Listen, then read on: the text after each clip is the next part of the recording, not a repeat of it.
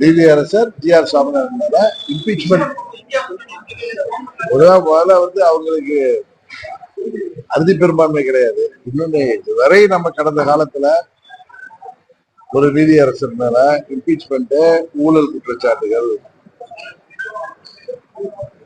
Disproportionate அளவுக்கு அதிகமாக சுட்டி சேர்த்திருக்கிறார்கள். இது போன்ற கரப்ஷன் சம்பந்தமான குற்றச்சாட்டுகள் வரும்போதுதான் இம்பீச்மெண்ட் எல்லாம் கொண்டு வரப்பட்டிருக்கிறது. இது புதிதாக இருக்கிறது. நீதிபதியே அவருக்கு உள்ள அதிகாரத்துல அவர் ஒரு தீர்ப்பு சொல்றார். அதை ஏற்றுக்கொள்கிறோம் இல்லை என்பது அது தமிழ்நாடு அரசுடைய நிலைப்பாடு. அதை எதிர்த்து மேல்முறையீடு செய்வது அது